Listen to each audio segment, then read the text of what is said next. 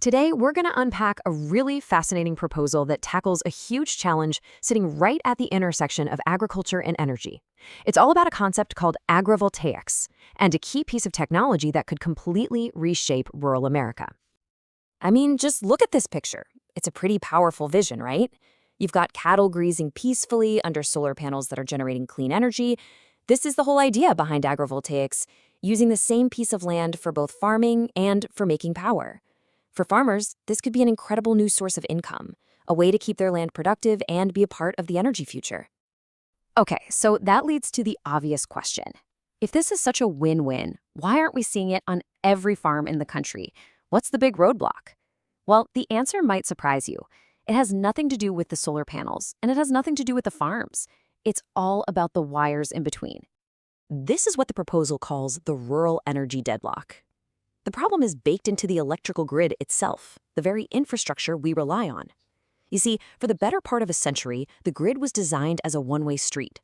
Big power plants push electricity out to homes and farms. That's it. But solar energy completely flips that script.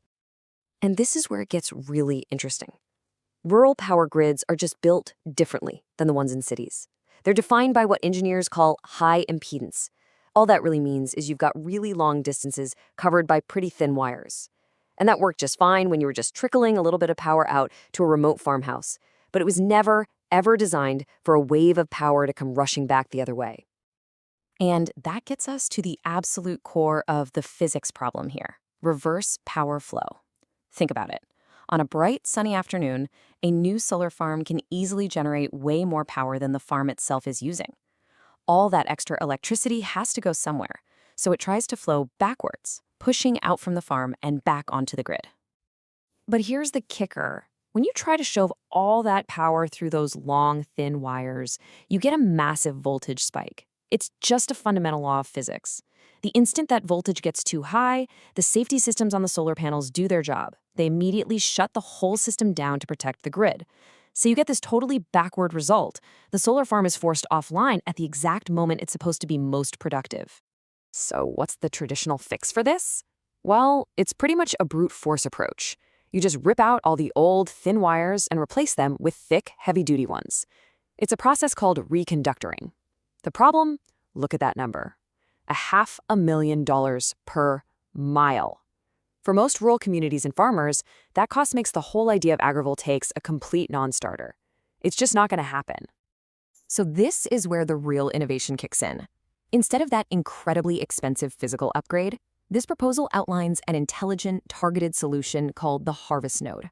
It's what the industry calls a non-wires alternative. Basically, a smarter way to upgrade the grid without having to string a single new power line. Let's just compare these two approaches side by side. On the one hand, you have reconductoring. It's all about bigger wires, it's hugely expensive, and all it does is increase capacity. That's it. On the other hand, you have the harvest node. This is about brains, not just brawn. It uses advanced power electronics and a small battery buffer. It's a targeted, much lower cost solution that doesn't just add capacity. It also gives you active voltage control and, as we're about to see, a huge boost in resilience. All right, so how does this thing actually work? What's the secret sauce? Well, it really comes down to two main parts: the innovative hardware that gets installed on the utility pole and the intelligent logic that's running the show. So first up is the hardware. The harvest node literally replaces that standard gray, can you see on a utility pole, the transformer, with this. It's a hybrid solid-state transformer, and the key is that it has its own 50 kilowatt-hour battery integrated right inside. So you're basically upgrading from a simple passive valve to a smart computer-controlled pump that has its own little reservoir. And this slide shows you the logic perfectly. They call it solar sponge mode, and that's exactly what it does. As the solar farm starts pumping out power, the node's sensors see that voltage on the line starting to rise. But instead of letting it become a problem, the node just starts soaking up all that excess energy into its own battery.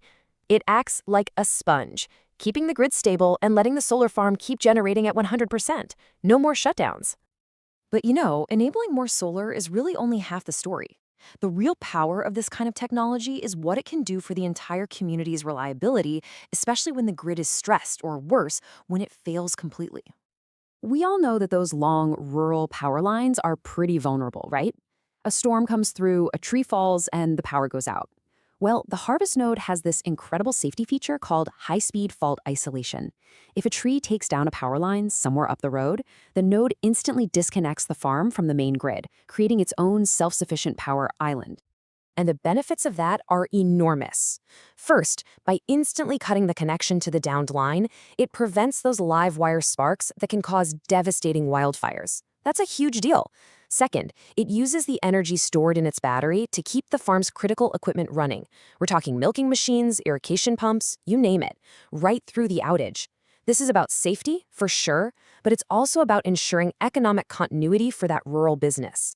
So how do you actually deploy a technology like this? Well, the proposal lays out a really smart three-phase roadmap that scales up from a single device solving a local problem into a powerful, grid-wide asset. So phase 1, you start by deploying these nodes at the weakest points on the grid, the very end of the line to fix long-standing voltage problems for the most remote customers. Then, in phase 2, you can offer the node as a service directly to farmers, finally unlocking all those stalled solar projects. And then, phase 3, this is the big vision. You network hundreds of these nodes together, creating a virtual power plant that the utility can actually use to help manage peak demand across the entire county. I think this quote from the lab itself just perfectly sums up the whole philosophy. Our architecture assumes the central grid will fail. We build island-capable nodes that ensure rural continuity during climate events. Let that sink in. This isn't just about adding renewables. It's about fundamentally rethinking how we build our grid for an era of climate change. It's about building a system that's resilient by design. So by moving intelligence and storage out to the edges of the grid, the harvest node solves a really tough physics problem. But in doing that, it also creates a platform for resilience, for safety, and for new economic opportunity. Which kind of leaves us with one big final thought. Could this shift from a brittle, centralized grid to a more flexible, distributed network be the real key to powering a more resilient and prosperous rural America?